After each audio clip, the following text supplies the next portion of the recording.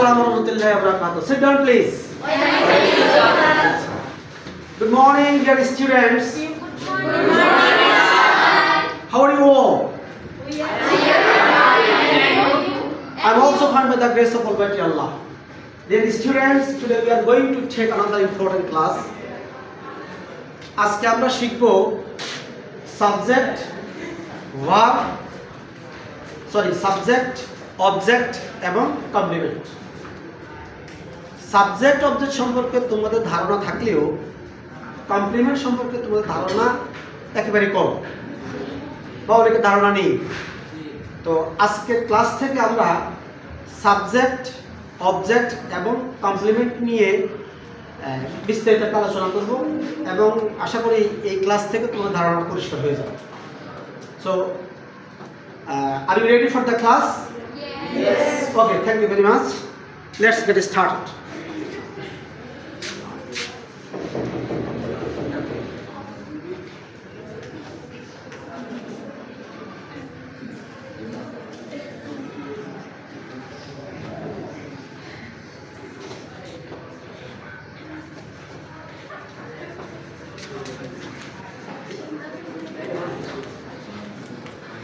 Subject and complement. Subject সম্পর্কে কথা বলতে গেলে প্রথমে আমাদেরকে সেন্টেন্স নিয়ে কথা বলা লাগে। সেন্টেন্স কাকে বলে? কতগুলো ওয়ার্ড নিয়ম অনুসারে পাশাপাশি বসে মনের ভাব সম্পূর্ণরূপে প্রকাশ করলে তাকে সেন্টেন্স বা বাক্য বলে। কতগুলো ওয়ার্ড নিয়ম অনুসারে পাশাপাশি বসতে হবে। সঠিক নিয়ম অনুসরণ না করলে কিন্তু বাক্যটি শুদ্ধ হবে না। বাক্য তৈরি করতে হলে ওয়ার্ডগুলোকে সঠিক নিয়ম অনুসরণ করে পাশাপাশি বসতে হবে এবং একটা সম্পূর্ণ মনের ভাব প্রকাশ করতে হবে, তবে সেটা হবে সেন্টেন্স। ঠিক আছে? তো আমরা প্রথমে জানবো সেন্টেন্সের মধ্যে সাবজেক্ট কারা।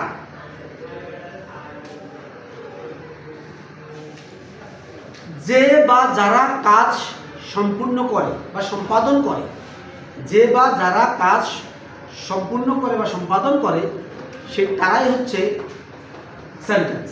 যেমন আই ইট রাইস, এই বাক্যে সাবজেক্ট কে? দে প্লে ফুটবল, এই বাক্যে সাবজেক্ট কে? দে। এরকম আমরা অনেক সাবজেক্টের সাথে আমাদের পরিচয় আছে। I, we, you, he, she, they, এরা হলো সাবজেক্ট। তাহলে তুমি সাবজেক্ট, বাক্য থেকে সাবজেক্টকে কিভাবে আলাদা করবে, সাবজেক্টকে কিভাবে খুঁজে পাবে? ভার্বকে কে, কারা, কি দ্বারা প্রশ্ন করে যা পাওয়া যাবে সেটাই হচ্ছে সাবজেক্ট। আমি আবার বলছি, ভার্বকে কে, কারা এবং কি দ্বারা প্রশ্ন করে যেটা পাওয়া যাবে সেটাই হলো সাবজেক্ট। আচ্ছা, এখানে ভার্ব হলো কি? ইট। ইটকে তুমি কে দ্বারা প্রশ্ন করো, তাহলে কি পাওয়া যাবে? আই। Subject K? আই। এখানে ভার্ব কি? প্লে। প্লেকে কারা দ্বারা প্রশ্ন করো, তাহলে কি পাওয়া যাবে? দে। আচ্ছা, আমি আরেকটা বাক্য লিখতেছি।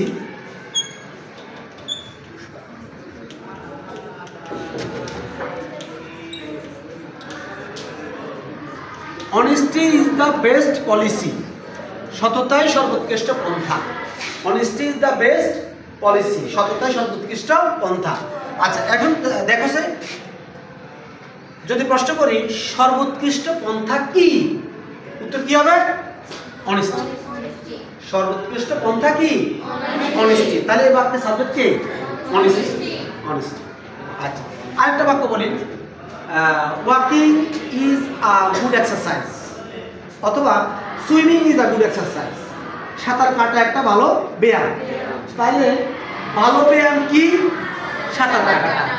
Walking is a good exercise, হাঁটা একটা ভালো ব্যায়াম। ভালো ব্যায়াম কি? হাঁটা। তাহলে আমরা দেখলাম কে, ভার্বকে কে দ্বারা প্রশ্ন করলে পাওয়া যাবে আই, ভার্বকে কারা দ্বারা প্রশ্ন করলে পাওয়া যাবে দে, ভার্বকে কি দ্বারা প্রশ্ন করলে পাওয়া যাবে অনেস্টি, ওয়াকিং, সুইমিং, এগুলো। তাহলে সাবজেক্ট সম্পর্কে আমাদের ধারণা হয়ে গেল। আচ্ছা, এবার যাবো আমরা অবজেক্ট। আচ্ছা,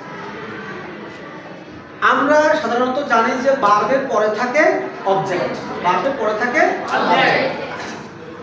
ভার্বকে কিভাবে আমরা বের করব বাক্য থেকে? সহজ কথায়,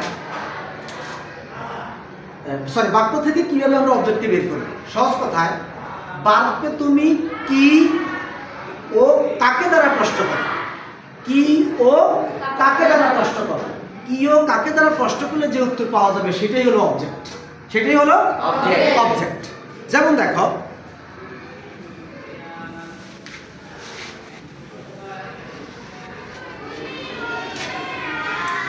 আই ইট রাইস, আমি ভাত খাই। এই বাক্যে অবজেক্ট কি? রাইস। এই বাক্যে অবজেক্ট হলো রাইস। এটা সাবজেক্ট, এটা ভার্ব, এটা অবজেক্ট। আচ্ছা, এখানে কয়টা অবজেক্ট? একটি অবজেক্ট। কয়টা অবজেক্ট? একটি অবজেক্ট। সকল বাক্যে কিন্তু একটি অবজেক্ট থাকে না। এবার খেয়াল করো তোমরা,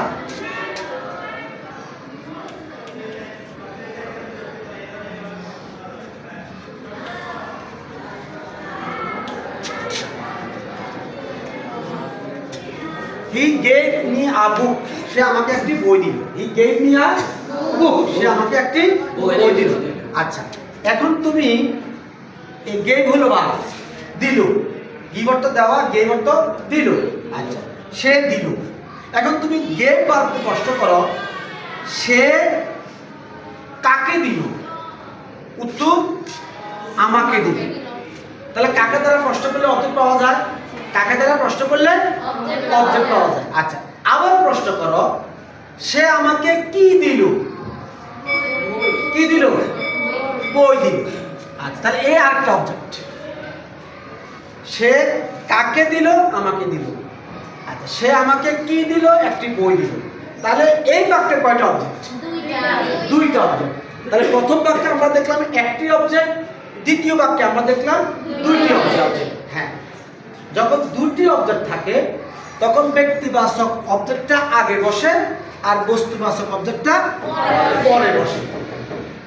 চমৎকার বিষয় না? ব্যক্তিবাচক অবজেক্টটা আগে বসে আর বস্তুবাচক অবজেক্টটা পরে বসে। আচ্ছা, ব্যক্তিবাচক অবজেক্টটাকে বলা হয় ইনডিরেক্ট অবজেক্ট। কি বলা হয়? Indirect object. আর বস্তুবাচক অবজেক্টটাকে বলা হয় ডিরেক্ট অবজেক্ট। তাহলে আগে থাকবে কে? ইনডিরেক্ট অবজেক্ট, পরে থাকবে কে? Direct object. কথা ক্লিয়ার? তাহলে একটি বাক্যে দুটি অবজেক্ট থাকলে আগে থাকবে ইনডিরেক্ট অবজেক্ট, পরে থাকবে ডিরেক্ট অবজেক্ট। Very good. আচ্ছা, প্রশ্ন হলো, ইনডিরেক্ট অবজেক্ট কি কখনো পরে বসে? হ্যাঁ, পরে বসতে পারে। তবে এখানে তোমার একটা টেকনিক তোমাকে মনে রাখতে হবে, ইনডিরেক্ট অবজেক্ট যদি পরে বসে তাহলে ইনডিরেক্ট অবজেক্টের আগে টু বা ফর দিতে হবে। টু বা ফর দিতে হবে। আমরা এখন দুটি বাক্য লিখব, একটাতে আমরা টু ব্যবহার করব, একটাতে আমরা ফর ব্যবহার করব। খেয়াল করো, হি বট a shirt for me. He bought a shirt for me. সে আমার জন্য একটি শার্ট কিনলো। লক্ষ্য করো, এটা কি? ইনডিরেক্ট অবজেক্ট, ব্যক্তিবাচক অবজেক্ট। ব্যক্তিবাচক অবজেক্ট এখন কোথায় গেছে? বাক্যের শেষে গেছে। তার আগে কি বসেছে? ফর। ঠিক আছে? আচ্ছা, আমরা আরেকটা বাক্য লিখি। লক্ষ্য করো, হি offered, he offered drinks to us. লক্ষ্য করো, he offered drinks to us. আচ্ছা, এটা কি? Indirect object. আচ্ছা, ইনডিরেক্ট অবজেক্টের আগে এবার কি বসেছে? টু। তাহলে এটার আগে বসেছে ফর, এটার আগে বসেছে টু। তাহলে ইনডিরেক্ট অবজেক্ট যদি কখনো বাক্যের শেষে যায় আর ডিরেক্ট অবজেক্ট বাক্যের আগে বসে, তখন ইনডিরেক্ট অবজেক্টের আগে ফর বা টু দিতে হবে। Very good. আচ্ছা, এবার আমরা চলে যাব কমপ্লিমেন্ট। কমপ্লিমেন্ট সম্পর্কে আমাদের ধারণা একেবারে কম। আশা করি আজকের ক্লাস থেকে কমপ্লিমেন্ট সম্পর্কে আমাদের ধারণা ক্লিয়ার হয়ে যাবে। আগে আমরা জানবো কমপ্লিমেন্ট কাকে বলে। কমপ্লিমেন্ট শব্দের অর্থ হলো পরিপূরক। কি? পরিপূরক। আমি সংজ্ঞাটা বলছি। সেন্টেন্সে সাবজেক্টের পূর্ণতার জন্য ভার্বের পরে যে ওয়ার্ড বা ফ্রেজটি বসে সেটি হচ্ছে কমপ্লিমেন্ট। আবার বলছি, সেন্টেন্সে সাবজেক্টের পূর্ণতার জন্য ভার্বের পরে যে ওয়ার্ড বা ফ্রেজটি বসে সেটি হচ্ছে কমপ্লিমেন্ট। লক্ষ্য করো,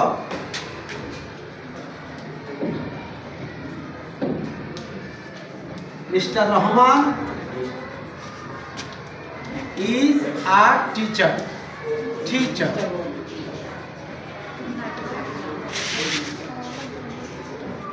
Mr. Rahman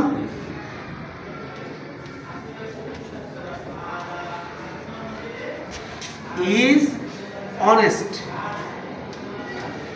দুটো বাক্য লিখেছি, খেয়াল করো। আর টিচার কে? মিস্টার রহমান। অনেস্ট কে? মিস্টার রহমান। এবার তুমি একটু ঠান্ডা মাথা চিন্তা করো, আর টিচার শব্দটা কাকে নির্দেশ করতেছে? মিস্টার রহমানকে। অনেস্ট শব্দটা কাকে নির্দেশ করতেছে? মিস্টার রহমানকে। ঠিক আছে? আচ্ছা, এই দুটো যদিও ভার্বের পরে বসেছে কিন্তু এই দুটি অবজেক্ট নয়। এই দুটি অবজেক্ট নয়, এই দুটি হচ্ছে মূলত কমপ্লিমেন্ট। এটাকে অবজেক্ট বলা যাবে না। তাহলে আমরা আজকে জানলাম যে ভার্বের পরে সবসময় অবজেক্ট থাকে না, কখনো কখনো কমপ্লিমেন্ট থাকে, কখনো কখনো কমপ্লিমেন্ট থাকে। কথা ক্লিয়ার? আচ্ছা, তাহলে এবার আসো, কমপ্লিমেন্ট কত প্রকার? কমপ্লিমেন্ট কত প্রকার? কমপ্লিমেন্ট দুই প্রকার। একটা হচ্ছে সাবজেক্ট কমপ্লিমেন্ট, আর একটা হচ্ছে অবজেক্ট কমপ্লিমেন্ট। সাবজেক্ট কমপ্লিমেন্ট সাবজেক্টকে নির্দেশ করে, অবজেক্ট কমপ্লিমেন্ট অবজেক্টকে নির্দেশ করে। আচ্ছা, আবার সাবজেক্ট কমপ্লিমেন্ট দুই প্রকার। সাবজেক্ট কমপ্লিমেন্ট আবার দুই প্রকার। আচ্ছা, লক্ষ্য করো, আমি সাবজেক্ট কমপ্লিমেন্ট দুই প্রকারটা বুঝাই, তারপর তোমাকে অবজেক্ট কমপ্লিমেন্টটা বুঝাবো। খেয়াল করো, সাবজেক্ট কমপ্লিমেন্ট দুই প্রকার কি কি? একটা হচ্ছে নাউন কমপ্লিমেন্ট, আর একটা হচ্ছে অ্যাডজেক্টিভ কমপ্লিমেন্ট। লক্ষ্য করো, আর টিচার, টিচার শব্দটা কোন নাউন? Common noun. টিচার কোন নাউন? Common noun. তাহলে এটা নাউন কমপ্লিমেন্ট। আবার অনেস্ট, অনেস্ট শব্দটা হলো অ্যাডজেক্টিভ। এটা কি? অ্যাডজেক্টিভ। তাহলে এটা অ্যাডজেক্টিভ কমপ্লিমেন্ট। এটা অ্যাডজেক্টিভ। দুইটাই কিন্তু কাকে নির্দেশ করছে? সাবজেক্টকে। দুইটা কাকে নির্দেশ করছে? সাবজেক্টকে। তাহলে সাবজেক্ট কমপ্লিমেন্ট কয় প্রকার? দুই প্রকার। একটা নাউন কমপ্লিমেন্ট আর একটা অ্যাডজেক্টিভ কমপ্লিমেন্ট। কথা ক্লিয়ার? Concept clear? আচ্ছা, এবার আমরা যাব তোমার অবজেক্ট কমপ্লিমেন্ট। লক্ষ্য করো, অ্যাটেনশন প্লিজ, লক্ষ্য করো। We made him captain. We made him captain, আমরা তাকে ক্যাপ্টেন বানালাম। লক্ষ্য করো, ক্যাপ্টেন, ক্যাপ্টেন কে? ক্যাপ্টেন হিম। আমরা বানালাম তাকে। কি বানালাম? তাহলে ক্যাপ্টেন শব্দটা কাকে নির্দেশ করে? হিমকে। তাহলে হিম অবজেক্ট। এটা অবজেক্ট না? এটা ভার্বের পরে বসছে না? ভার্বের পরে বসছে। ভার্বের পরে বসে কি? অবজেক্ট। তাহলে ক্যাপ্টেন শব্দটা কাকে নির্দেশ করতেছে? হিমকে। অবজেক্টকে নির্দেশ করতেছে, এর জন্য এটা অবজেক্ট কমপ্লিমেন্ট। আমি আরেকটা বাক্য লিখছি। The jury declared him guilty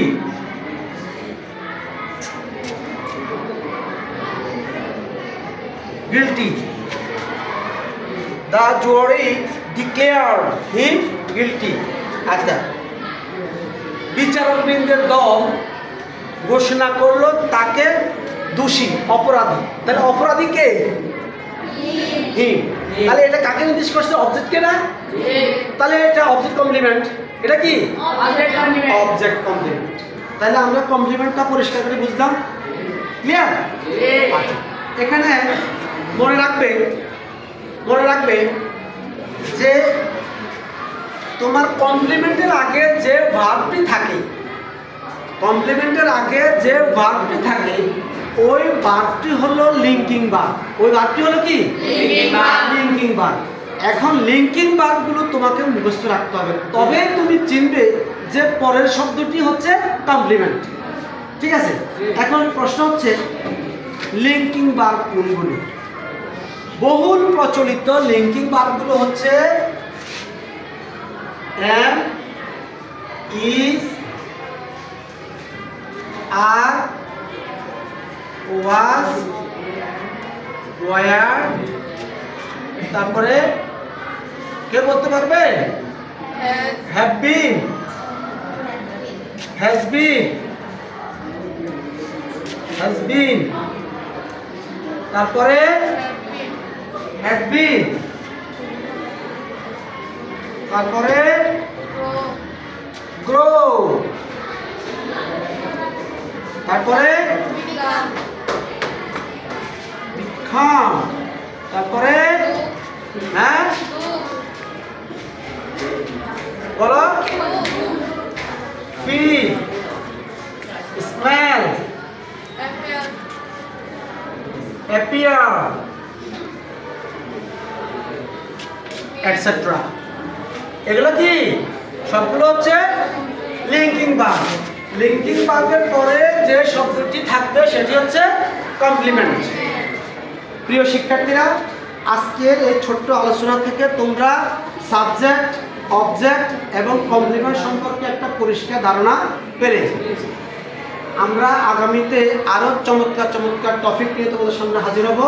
সে পর্যন্ত সবাই ভালো থেকো। আল্লাহ হাফেজ।